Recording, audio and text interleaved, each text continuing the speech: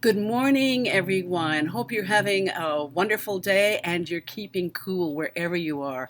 It seems the world is suffering a massive heat wave, so keeping cool is well, it's just important. And I'm going to talk about how that affects our makeup to some degree. But our number one things on the plate for today is brows and shapes and how fashion and culture influences brows. Next, we're going to talk about wrinkles, schminkles, and all that goes with that propaganda. And then we're going to have comments and questions from anybody and everybody who wants to. I'm trying out, as you know, some new software, and it's taking me just a wee bit of time to make sure that we get the right look and feel and everything else. So I would really appreciate your feedback as to the current look and feel of it. Anyway, let's jump right into how our brows are affecting us and how the world of fashion and culture influences the shape of our brows. And what we need to look at too is what's right for your particular brow shape, your face shape, and all those sorts of things. There are all kinds of brows, and every culture has their particular look that they sport, that they wear, that feels comfortable for them, and that looks right for their face shapes, etc. Now, in the fashion industry, they take there's certain trends. There's always been trends. And they will, right now, as an example, they're looking to the Middle Eastern or our Arabian sisters' look of brows, which is becoming very popular. And when we have that cultural look on the culture that sports it, it looks fantastic. But you put that on another culture with a different face shape and structure, it doesn't necessarily always work. However, we certainly can take shapes and modify them or adjust them for us. So what I'm going to do is go through a few different brow types and discuss those. They're the main ones on the planet, and we'll see just how these work for our for our face, how we can adapt them for us. And we look at the younger and the older brow. And I've got about 3 samples here for you where I've taken, a celebrity, which their images, by the way, folks, for anybody who might get upset, their images are public and it's all okay. And this is about critiquing, not about, being nasty about it. So then we're going to look at the thin brow and the thick brow, and it comes and it goes and it comes and it goes, the arched and the straight. And we're going to concentrate on our African, Middle Eastern, Asian, and Nordic, and how they influence fashion and trends and how they influence North America. So the first one out of the chute is Joan Crawford. Back in the day, this is about the 1930s when the brows were very, very thin, and they were thin in the 70s as well. This is a highly arched brow, and take a look at how closely that brow comes into the bridge of the nose. So that wasn't necessarily the look in the 30s to have the brow that far in. It actually started more at the tear duct or a little bit past. But Joan had her own look. Now here's Joan later on in the 40s, it looks to me. And notice how her brows have been allowed to thicken. But that was the look of the 40s, along with having much thicker lips. Now, if you look to the side, her lips at the top and the one at the bottom, notice how the lips at the bottom at the sides are much thicker. That was the look of the 40s, to round it right out here and to round it out down here. Just a different look on the same woman. Okay, so next we're going to look to Lauren Bacall.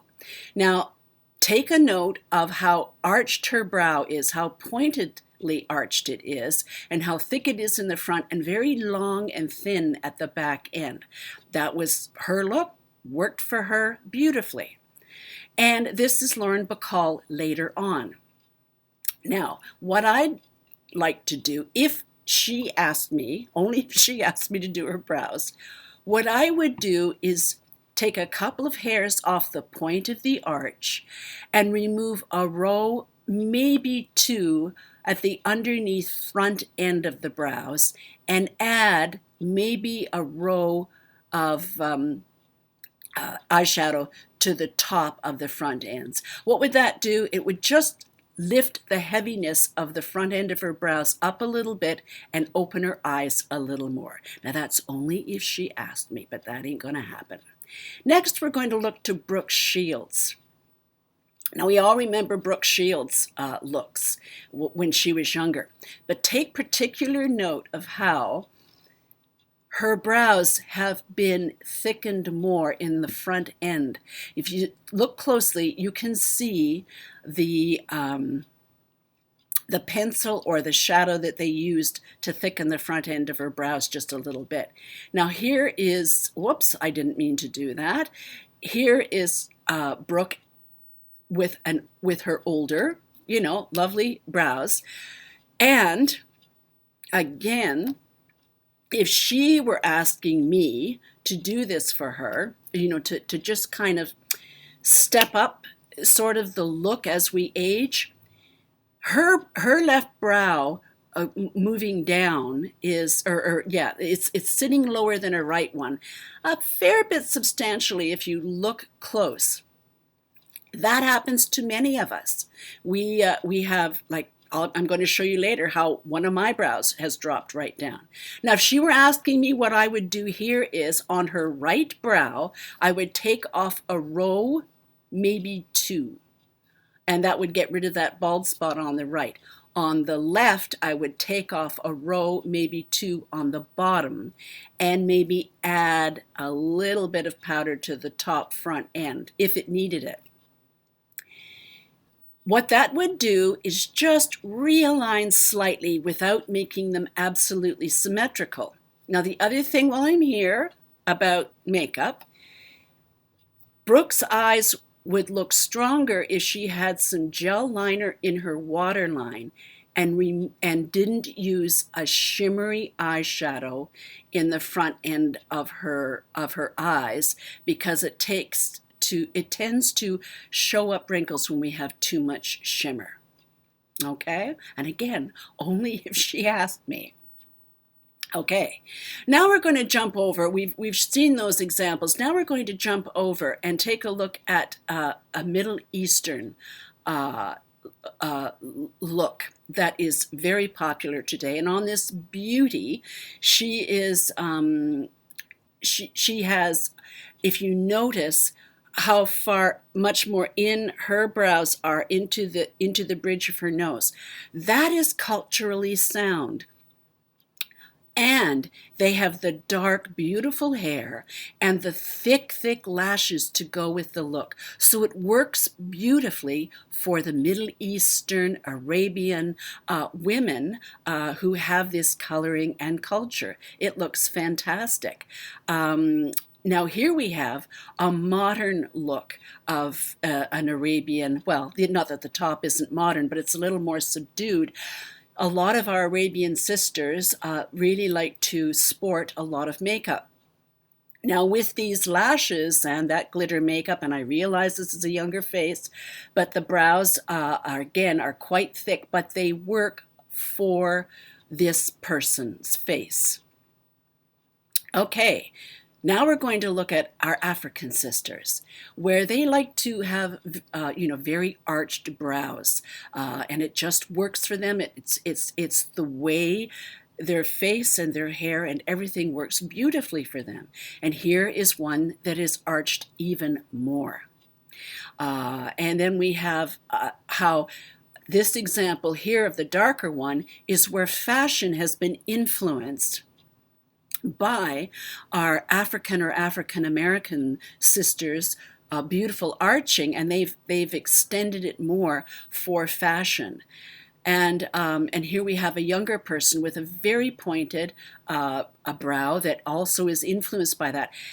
But this would not look good on an older femme fatale. And unfortunately, I couldn't find too much. Now we're going to look at our Korean or Asian sisters. And their look for brows tends to be more straight, as you can see here in this example. They're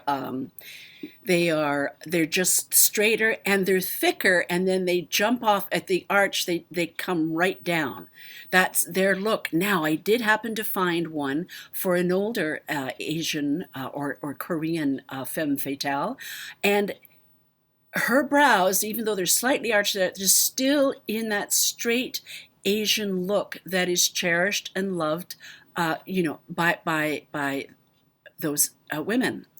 Next, we're going to take a look at a Nordic, the Scandinavian countries, etc., the blonde hair and the thinner brows. Now, I'm talking generalizations, okay? Of course, with every culture, there's differences.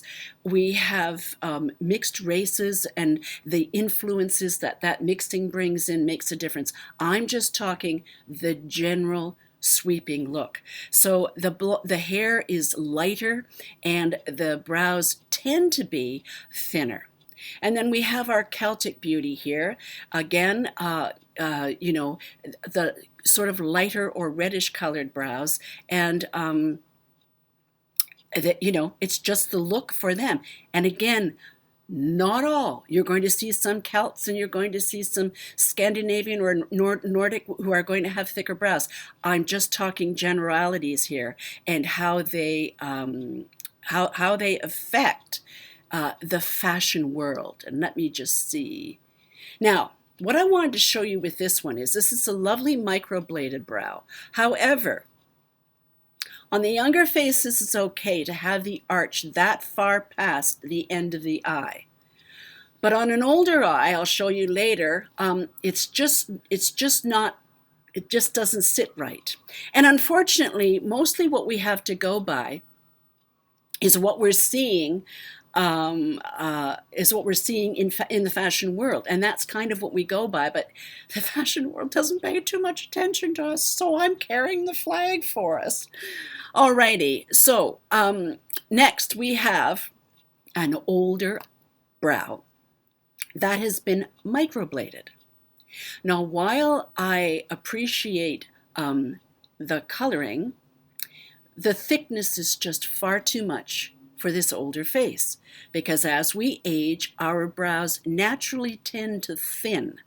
And that doesn't mean to say we can't bring back the thickness for our brows, but when it gets too thick, it just doesn't look right.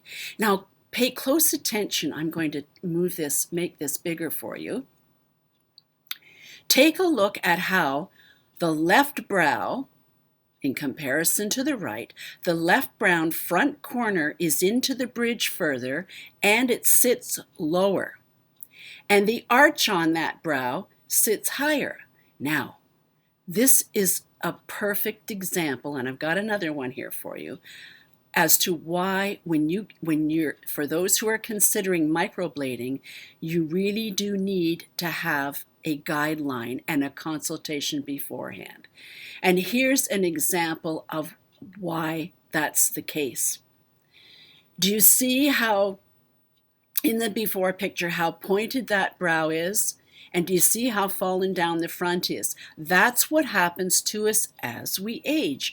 The front of our brows come down, and for some people, the back comes down. And for others, from the brow or from the arch over, the whole thing may come down. It's a little different for everyone, but this is a kind of a general look for aging.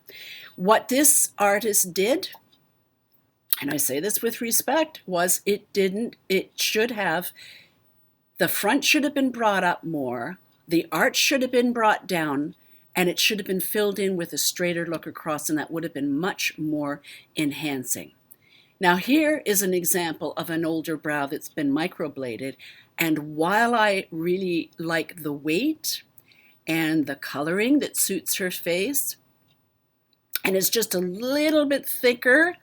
I think that it's too long in the front end, just a wee bit too long in the front end, and at the back end, the arch is too far over. It's past the end of her eye, and that's not, in my opinion, that's not what should be done to have the most attractive brow. Now, here we have an example of the ombre brow, which is, well, it's just very popular right now. And you'll see it all over Instagram for those who follow Instagram. I try not to, but you know. However, this is a fashion brow.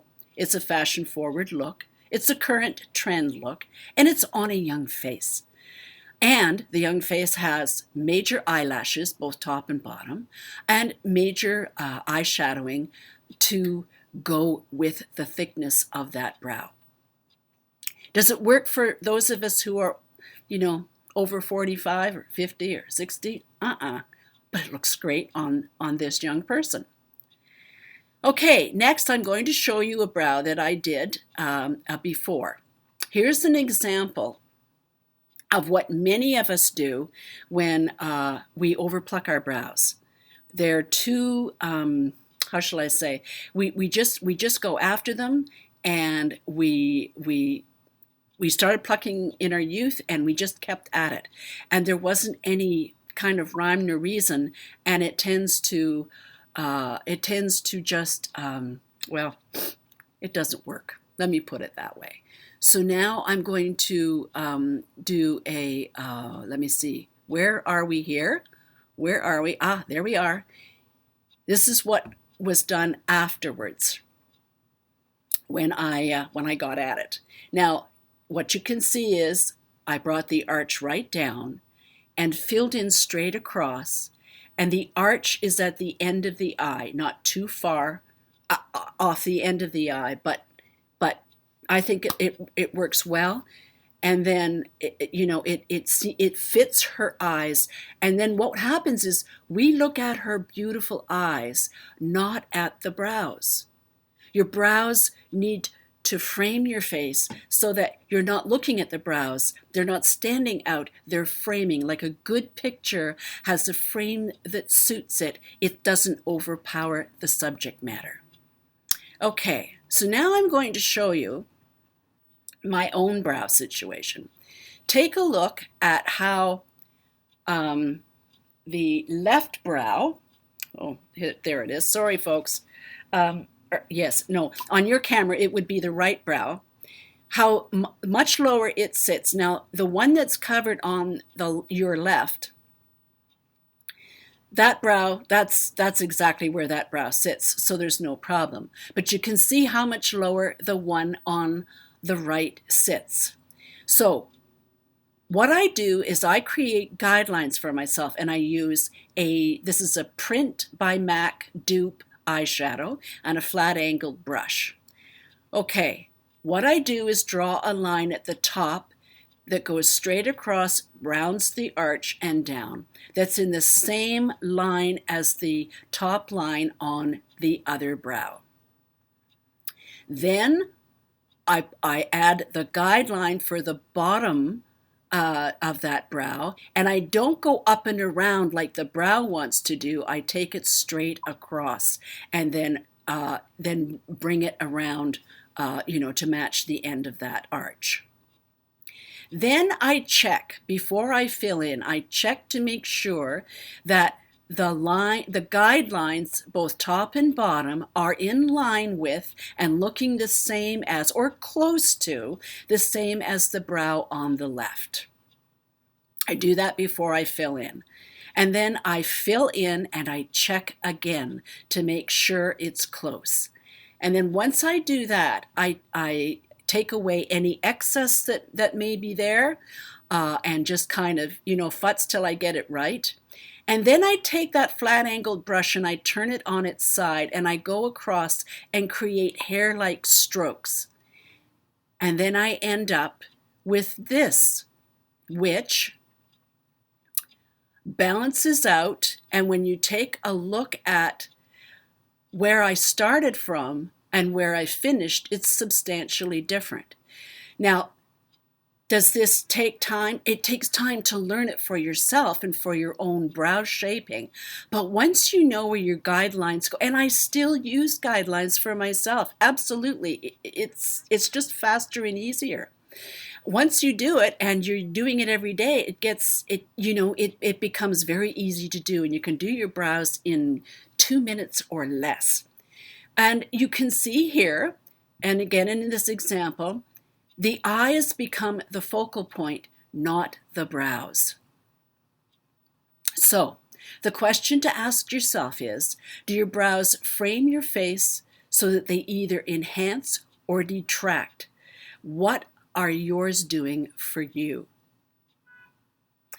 Okay, so I'm going to open this up now and see if we have any questions about the brows. So, I'm just going down and I'm just trying this new Veronica Hale. Now let me just try something, Veronica.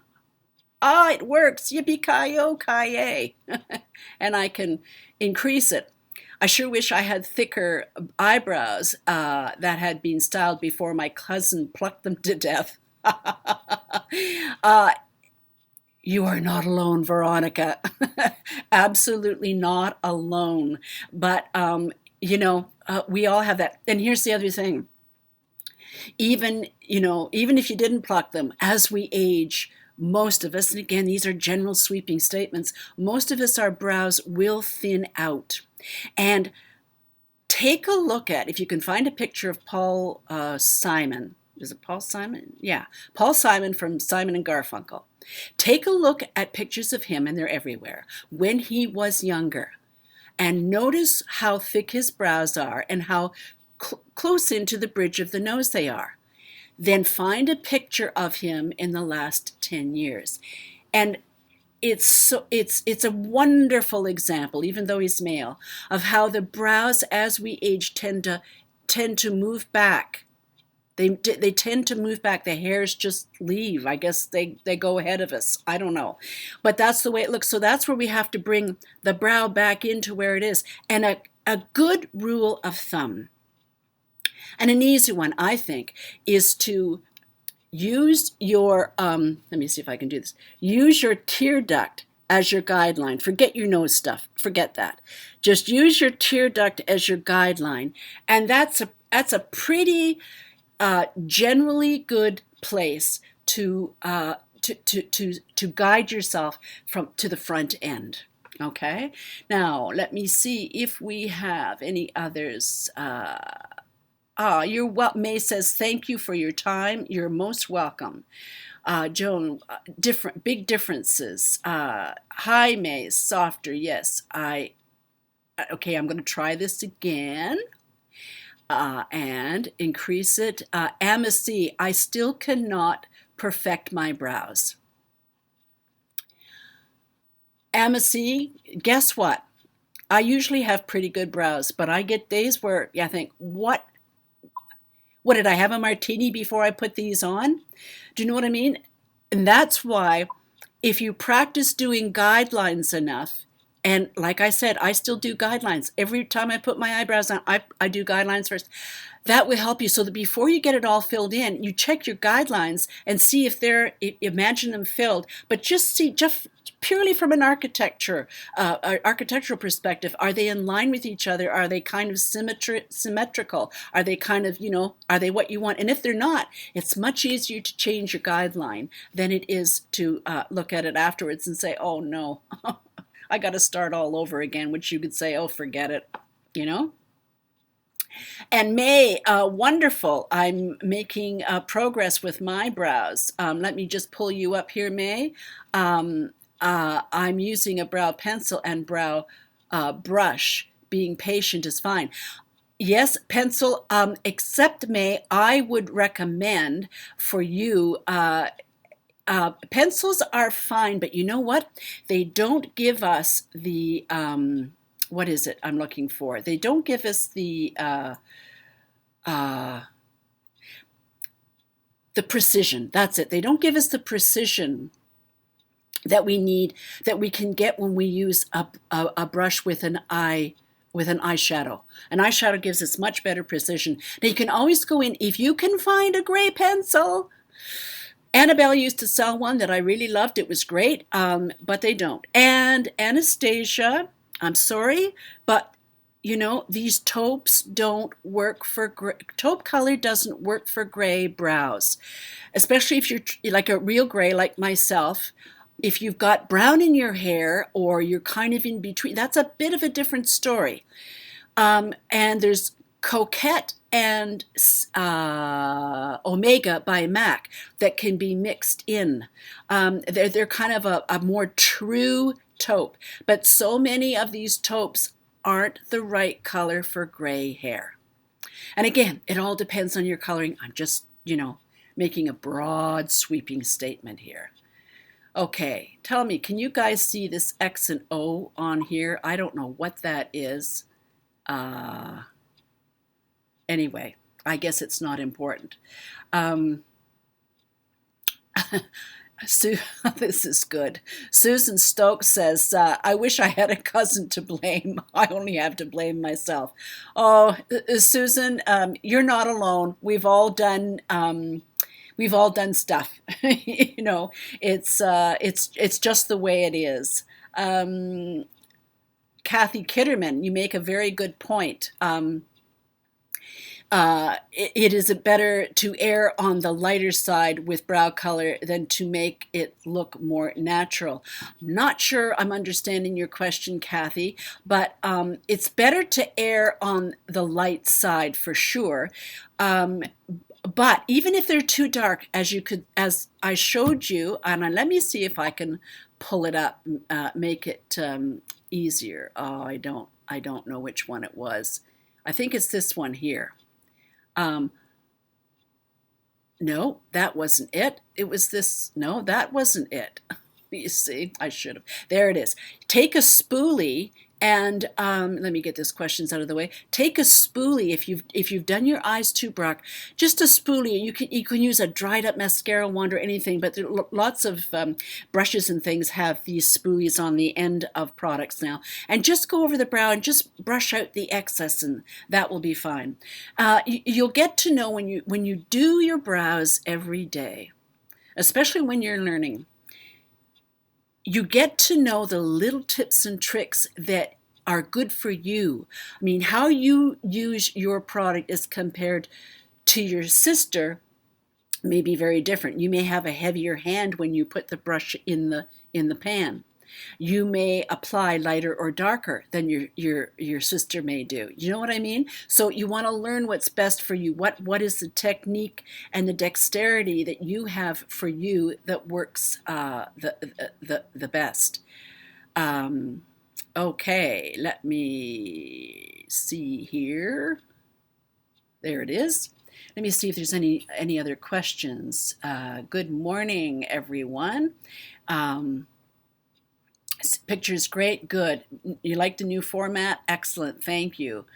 I don't think thick brows work for blondes. Well, you're right. They don't work that well. But again, if you naturally have thicker blonde brows, then if it's what Mother Nature gave to you, then you know, why not? But it is a different look for sure. Cher Wilcox asks the question, how does one know which guidelines are right? Well, good question, Cher.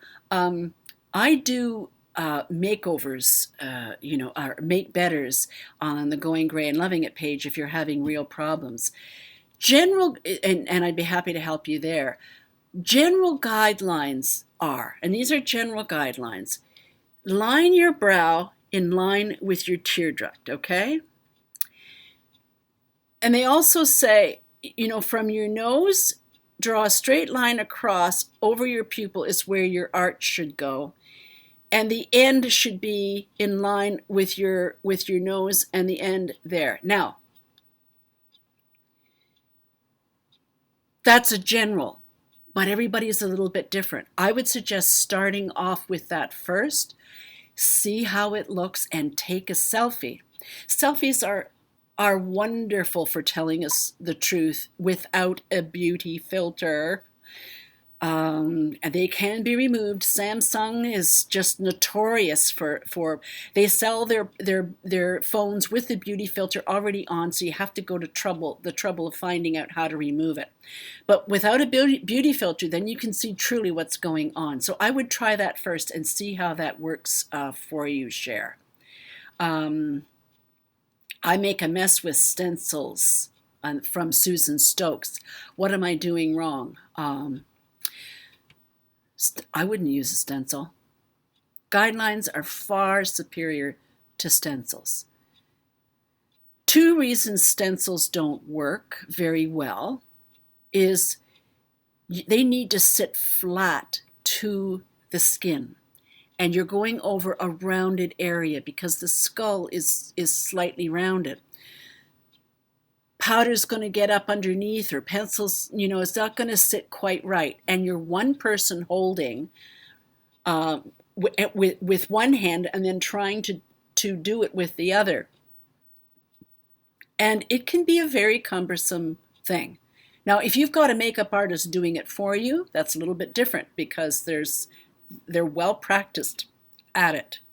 The other thing with brow stencils is they may not have the right shaping for you, because every one of us has a little tweak that's a little bit different that we need to think about. And that's why, truly, making your own guidelines first, Susan. Try that. See how that works for you, because I don't use stencils. Never. I have tried them, but it's much easier to draw your own guidelines.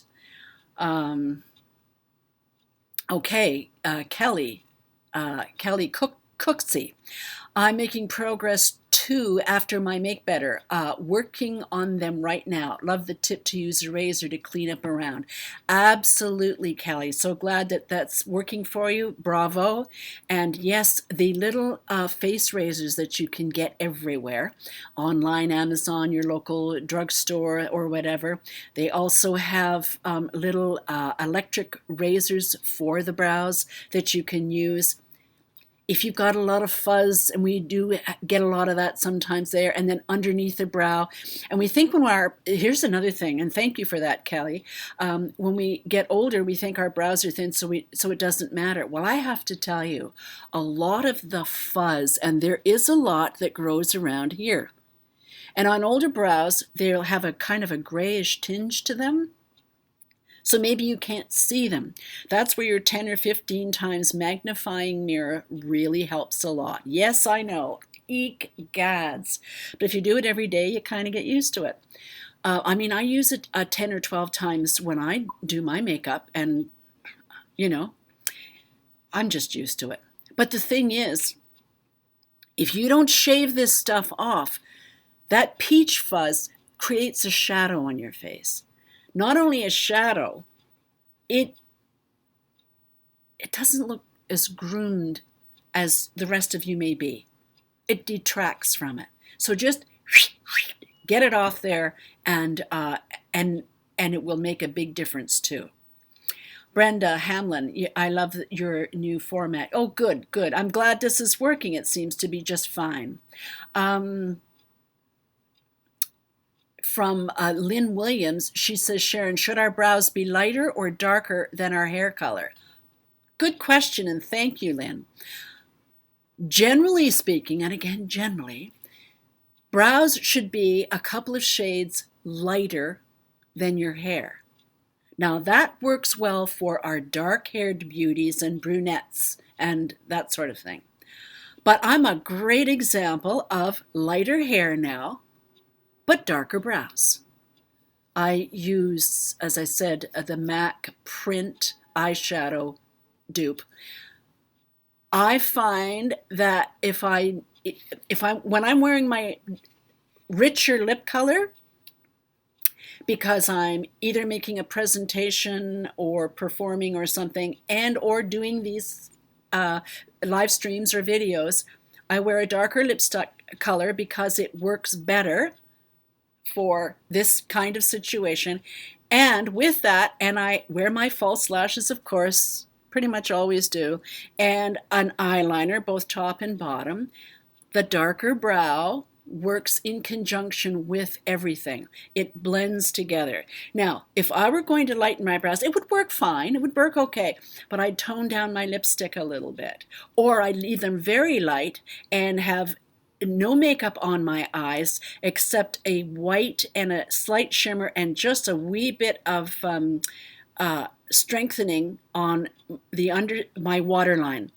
That's all I would do, and then I would have my red lipstick. It's a different kind of a look. I've dubbed that the senior summer look. So I'll remind myself to put a link to it after this is posted. But anyway, Lynn, that's the general rule, and thanks for that question. That's a good one. Okay, Lynn Bruno. The front of my brows extends slightly over the corner of my eye, and it sits low. Well, I'd raise it up if I were you, Lynn. I'm just assuming I can't see your face and I have no idea what you look like, but you're welcome to join Going Gray and Loving It and ask for a pay it forward make better, and I would be happy to take you through the Photoshop spa and show you what I mean and give you the instructions. Generally speaking, raising the front end of your brow when we age is a smarter move, and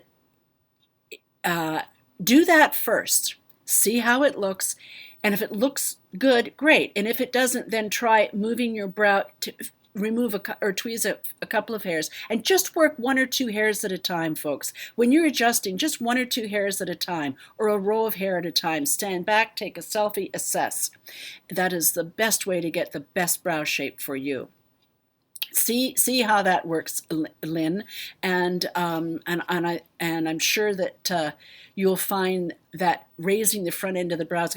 Like I said, when we get older, our brows tend to come down here. They tend to sometimes go down to the back end, or they slant from the front and they go down like this.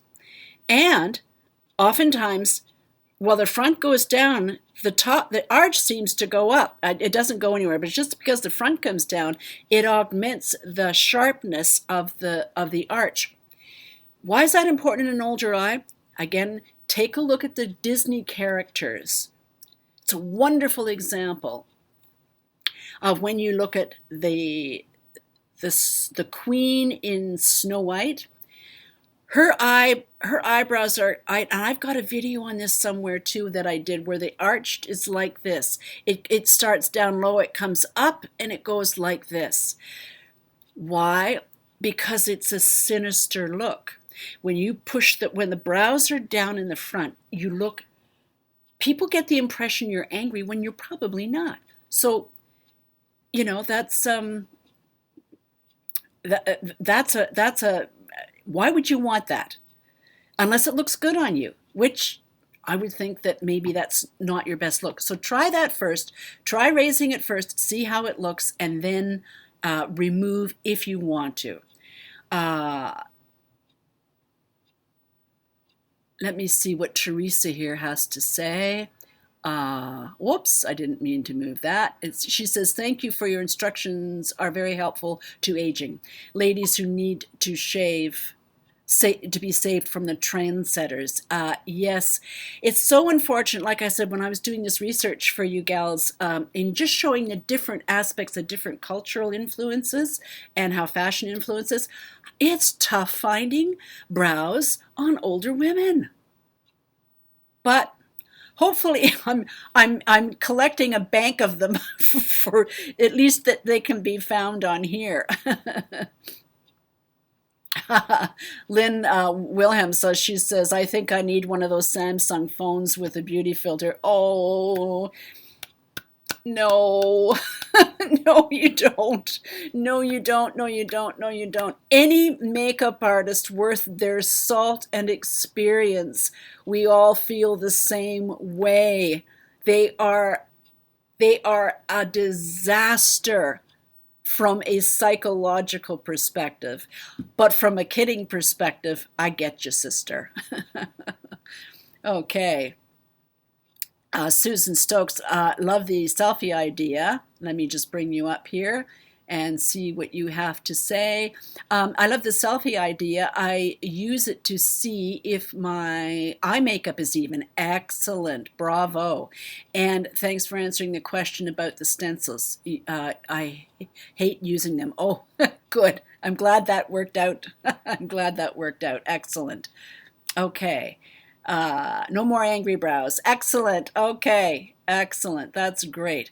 Okay. So it seems like we've finished with the questions on this aspect. So now I'm going to take us to our next thing that's on the agenda, and that is the inner you, our ever-changing face and self-acceptance. We all know the drill, right? We as our faces are changing, it's hard. Every time something changes, every time something drops or moves or whatever. The fashion and beauty industry knows this in spades. What do they zero in on? Your wrinkles, your pores, and your lines. Because as long as we feel insecure or our self-esteem is in the gutter, then we'll buy whatever magic potion they are flogging that week to help us to feel better about ourselves. And the built-in component of the addiction process is there too. How many times, think about this, just think about your own experience. How many times have you gone and, let's say, bought a lipstick or let's take an anti-aging anything. You're excited about the prospects in your purchase. And for about 2 or 3 days afterwards, you're feeling excited, right? You think, yes, I've solved the problem. I'm going to have a sip of caffeine. Now with the lipstick, you try it on, and it's not necessarily what you were looking for. It doesn't do it. Where does it go? In the drawer or the closet with all the other makeup that didn't make the grade. With the anti-aging whatever, you try it for a couple of days and you're excited about it, and and you're waiting, and and waiting and waiting. Does anything change? Not very much. Now that's not to say that some decent products, and I'm not talking dollar value. You can find cheaper products that are great, and you can find high-end products that are horrible. And you can find the opposite in either. Is that making any sense? At least I know what I mean. The point is, when you're zeroing in on your pores, your wrinkles, and when you look at them in a magnifying mirror, which if you're over 45 or 50, you're going to start needing the assistance of a stronger mirror. You get so caught up in the minutia of your whole presentation that you miss the point of self-acceptance. We've been socially engineered to think that if our wrinkles or our pores show, then we haven't got it right. We spend all our time on foundations that will cover the pores. Or want to have a product that doesn't have that isn't going to show my lines, that isn't going to show my pores. This foundation will not do that, or that sealer won't do that, or this primer will stop all that. Again, generally speaking, because there are some good products in every area, and there's a lot that aren't. The trouble is, while you're concentrating on your wrinkles, you're not paying any attention to the shape of your brows or the shape of your lips. Brows and lips are the most important aspect of your presentation to the world. Whether that's to your grandchildren or it's a presentation to a group of 10,000 people and anything in between. People don't see your pores. They don't see your wrinkles, but they see eyebrows or lips that aren't corrected. If you're paying all your attention here and none of it here or here, and the third component, your hair styling suitability for your face shape and body frame, you're missing the point. And you will continue to wring your hands and gnash your teeth over the fact that I've got wrinkles, I've got pores, they're showing. Again, it's social engineering to have us think that this issue will be magically corrected. It's false. It's a lie. It's misleading. It's unethical. Now, where we have to take responsibility is knowing those things and then taking a self-assessment, taking a selfie for a self-assessment and say, okay, what do I need to be doing here? What is it that I need to fix up? And you can get help from, someone like myself in zeroing in on the areas that need, some attention to be redrafted, redrawn, redesigned, whatever. Here's the myth, ladies. Lines and wrinkles and skin tone, listen to this, skin tone is far more important than lines and wrinkles. Just like hair style is more important than hair color. We see style before we see color. We see skin tone before we see wrinkles. And if you're talking to somebody over the internet, or they're somebody that's 2 or 3 feet away from you, they're not looking at your wrinkles. They're not looking at your pores. They're looking at your eyes. They're looking at your expression. They're looking at your soul. They're looking at how your confidence. Your confidence is what feeds everything. And it's that inner confidence that comes from self-acceptance that illuminates your whole being. Is that making any sense to you? Paying attention to the minuscule and ignoring the bigger picture is what keeps us off track of having ourselves fully presented in a way that feeds our self-esteem, that feeds our self-acceptance, that feeds our confidence, so that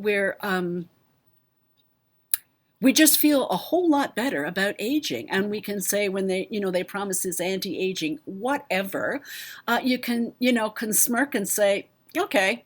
I mean, like I said, some of these things are good, but most of them are just a joke. And here's another thing: when they say makeup will go into this makeup won't go into your pores, your wrinkles. Every makeup on the planet does that. I'm going to say it again. Every makeup on the planet sinks into the fine line and wrinkles, especially when we've got humid weather like we're all experiencing, or most of us around the globe are experiencing it right now. That's a myth, another myth from the beauty industry. Why? Because if you listen to it and you don't pay attention, you go buy, and they get rich, and you lose. Does that make sense? I want to reiterate that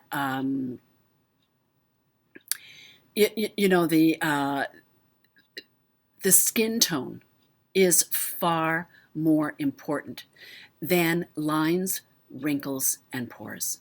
Far more important. So, and here's another thing with skin tone. I'm going to be touching on this with foundation again later with the brush and everything. One of the things that I'm noticing with all, and I mean the ample amount of digital make betters I'm doing these days, most women tend to forget this area here. They put a lot of makeup on here and they forget this area right here and around the nose. And if you've got any hair here, ladies, it's going to cast a shadow. And also under here. It's down the center of your face.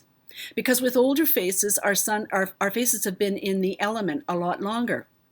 Or the elements, your face has seen sun and rain and and snow for some, and all kinds of things throughout a lifetime. And the center part of the face is where it wears. Why? Because this is the most prominent. It sticks out the most.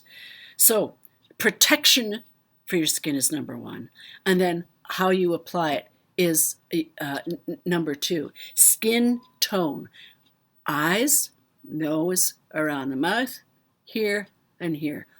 Take care of those and the rest will kind of take care of itself, if that makes any sense.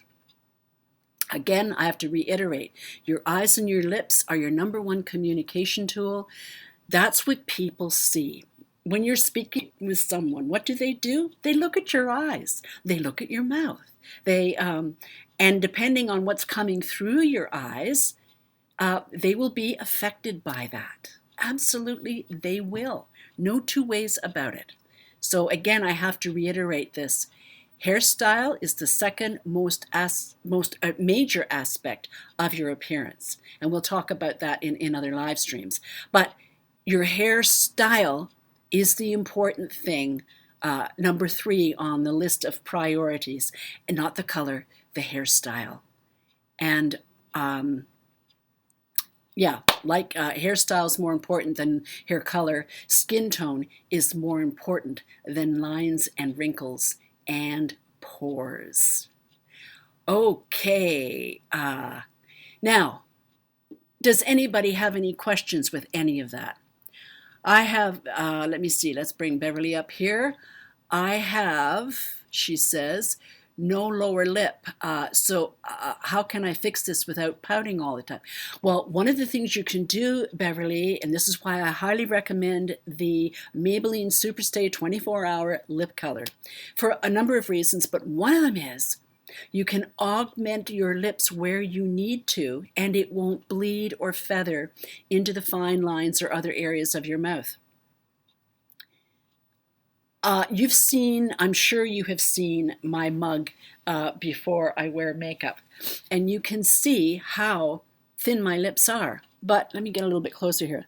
I augment down here, and this, I have to lift this side and lengthen it, and I have to drop this side down because this side sits so much higher.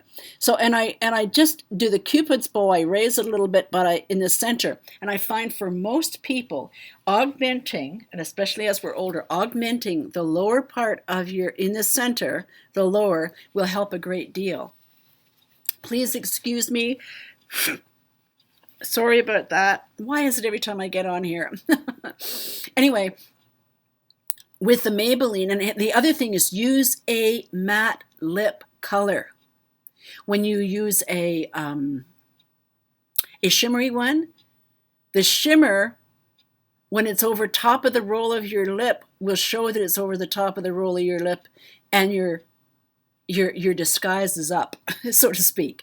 So only in the very center and not to the roll do you use a lighter shade in a shimmery. I hope that answers your question okay, Beverly. Okay, let me see. Joan Sutherland, let's see what Joan has to say. Makes for excellent sense. How we feel on the inside will show on the outside. Absolutely, Joan. I can tell you that the number of, make betters that I do, Women who have practiced, they get the instructions. Women who've been practicing and doing it, and then they post selfies on the page, and it's a closed page so that it's just amongst us. You can see as they're improving their makeup skills, you can see it coming out of their eyes. You can see the confidence in their stance. It's just a wonderful thing to behold. So it's really thrilling to see that sort of thing. Let me see, Shar Wilcox again has a question about, I have sunspots from my youth. How can I hide or make them so I don't feel so embarrassed? A good question. There's several approaches depending on how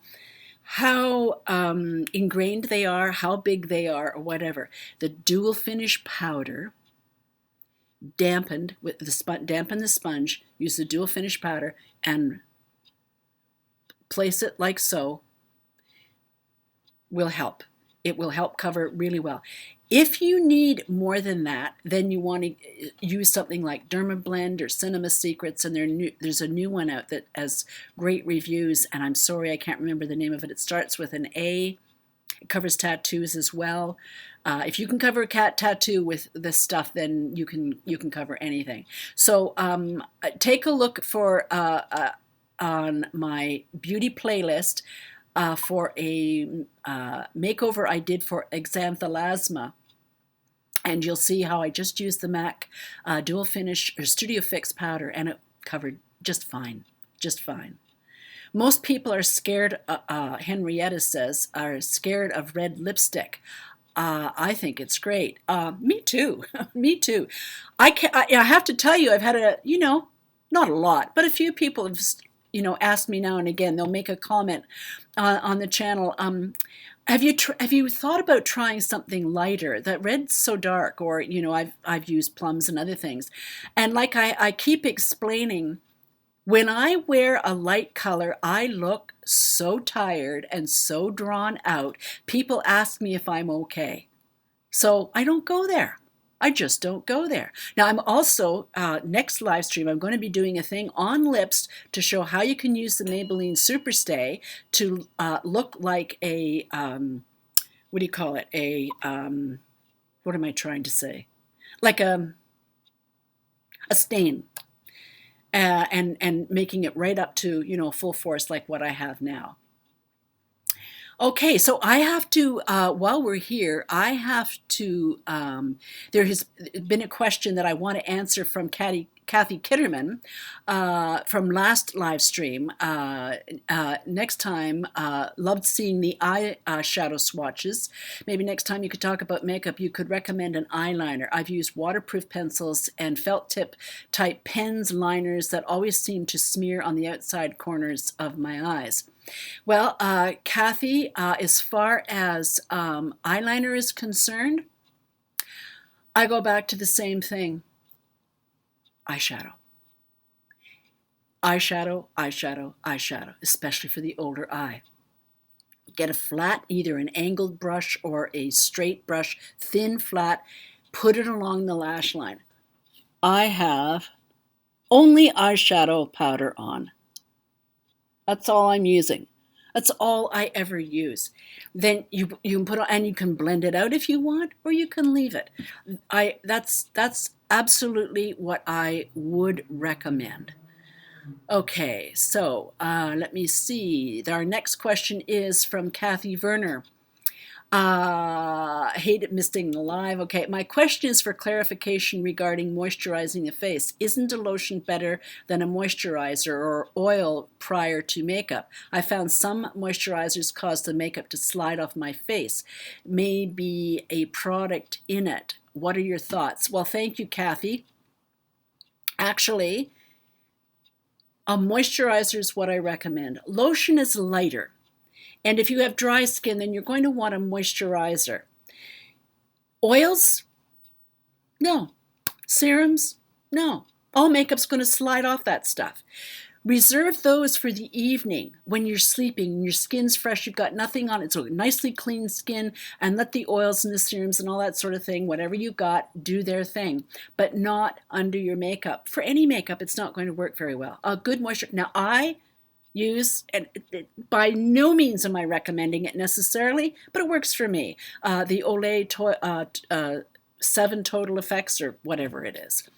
You want a moisturizer. And if your skin's really dry, then what you need to do is to treat it at night and make sure that it's getting the proper nutrients, or the what you need at night. And don't discount olive oil at night either.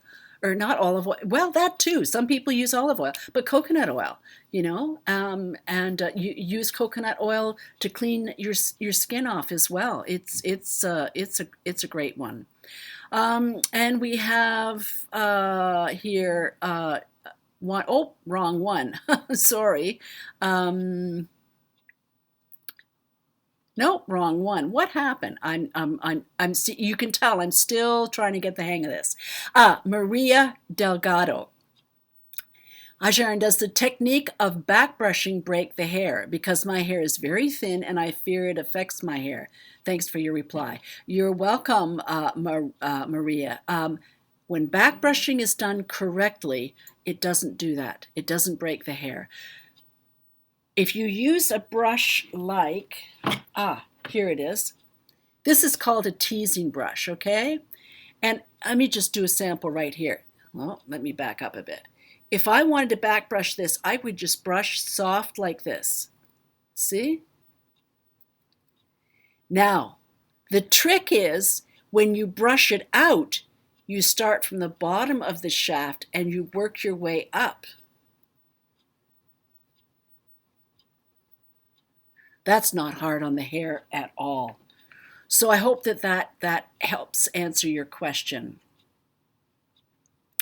Yes, and Amy C says it's very important to stay hydrated as well. Absolutely. Okay, so I think if we have no further questions, I just want to remind folks that when you are looking for anything on my page, there's the main page. If you're looking for anything, there's the search bar that you can check. So type in whatever it is you want, and you can click on the playlists. And once you click on the playlist, it'll take you to a page where you can do, you can pick whatever playlist you want. I've put things in order so that like things are with like things. So I have one on extensions as an example, or one on really quick and easy two tips in 2 minutes. I have my soapbox, of course, and other things. So everything that, if you're looking for something specifically, put it there. And if you can't find what you want, then post a question on one of the videos, and I will endeavor to answer it. Now, what I wanted to, oh yes, I guess we're kind of coming to the end, but what I wanted to remind you of also is that all links for information on the channel are also in the description box below this video. That's where, and I put down what I'm wearing, because some people are interested, and links for hair scrunchies and extensions and things of that nature. Okay, so that stuff's all there for you. And please, I would appreciate it if you like the video to please like with your thumbs up, share it and subscribe, clicking the bell, because I'm not monetized. I don't gain benefit. Bada bing, bada bing, bada bing. So if you could share with your friends, that would be fabulous. And if you want a pay it forward, make better, just join the page and follow the instructions that are in the file on how to post your picture and tag me. And then I'll take it from there and take you through the spa. Okay, so our quote for this week. As we go through life, we often see things in black or white terms, but the gem of the gray-haired stage is that we see the bigger picture in shades of gray. And I think we do. I hope we do. Anyway, we have a bigger more forgiving, hopefully, more experienced view of life that we bring to the table. Anyway, ladies, thank you so much for your questions, for your feedback. And if you have any questions that I haven't answered here, please put them in the comments below, and I'll be sure to address them either on the video or next time in the live stream. So remember, next Friday is a video, and the week after that we're doing live stream again on Saturday morning at 11. Mwah!